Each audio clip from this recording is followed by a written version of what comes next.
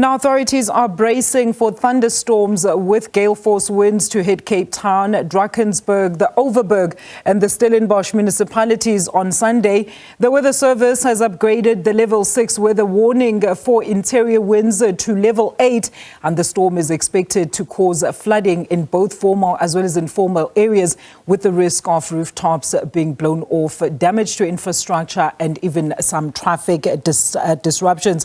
For more on this now, let's welcome SABC News meteorologist Mduduzi Mteto. A very good afternoon to you. What does this all mean? A lot of complaints around some of the levels that you actually give out to the public saying we simply do not understand them, and also they're just too scientific and technical. Please make all of us to understand. So in this case, with of course the level 6 warnings, what does this mean, and which will be the most affected areas? So I'll start by just admitting that our current warning system is not as simple as the previous one that we're using. So now we're using an impact-based warning. So as you can see, we have level from 2 up to level 8, and the color scheme changes as you go higher. So up to 8 right now we have an orange warning of heavy rainfall over the western parts of the country, and also there's very strong winds that may also lead to runaway fires. It is also very cold. There is a cold front that is causing all of this that we are seeing right now, and we're also expecting snowfalls in high-lying areas of the Western Cape, the southern parts of the Northern Cape, into the Eastern Cape, and even reaching the Drakensberg region of KwaZulu-Natal later on in the new week. And how long are these, inclement weather patterns going to stay with us? Do we know that, of course, in the Western Cape, they've got even higher level warnings, meaning that it's going, and some reports are indicating that already there has been damage due to some gust winds that have battered the region? Alicia, you will remember that at this time of the year, in the western parts of the country, that's where we receive cold fronts.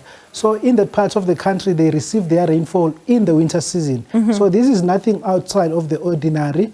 This is what it should be expected at this time of the year. But because of the intensity of the cold front and where it originated in the far southern parts of the country, it is bringing very cold conditions, and it will take very long to recover. So into the new week, we can still be feeling the effects of the cold front. It will be making landfall over the west coast in the Western Cape tonight, resulting in heavy rainfall, and mostly it will be the very cold temperatures associated with very strong winds, very rough seas, which will make it very difficult navigating offshore. But mostly the cold will make people use all sorts of means to warm themselves, and this may result in runaway fires, especially in informal settlements. Can you take us blow by blow on your board and what we're currently seeing them do, and maybe give us more context in terms of what is happening and what are the regions that will be affected? Okay, so I will start along the coast of the country, the west coast of the Northern Cape and the south coast of the Western Cape. The cold front is coming from the west, so it is coming with some southwester winds. These winds will also result in the very rough seas. As you can see, there is also a possibility of a storm surge. A storm surge is when the ocean actually moves into the interior and causes damages along the coast. So that is one of the warnings that we have here. And then we also have disruptive rainfall as an orange category 8, meaning it's very likely that it will happen and the impacts will be quite severe. As you have seen already, it's been raining in the Western Cape, which is expected for this time of the year.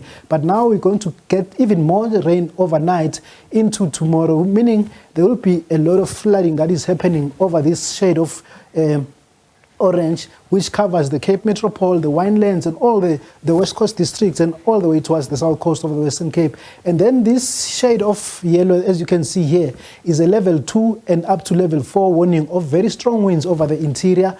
And these winds will result in very difficult conditions driving on the main highways, especially long trucks will be blown over in some of these areas. Moreover to that, we're also expecting runaway fires over the interior. So it is dry currently over the interior, and the winds will be very strong, meaning we are expecting fires to get out of control. So it is a requirement that people don't throw away or use fire unnecessarily over the interior of the country. In fact, it covers half of the western interior of South Africa, meaning in those areas there is a possibility of runaway fires.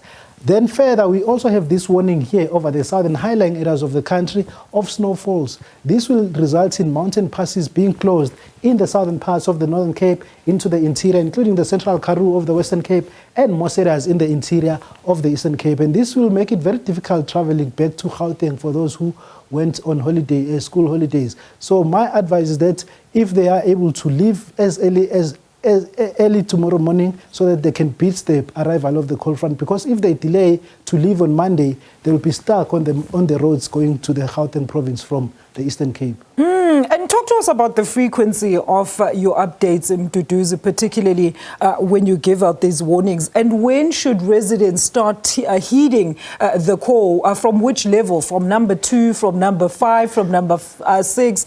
Is that when it's going to really, really get serious?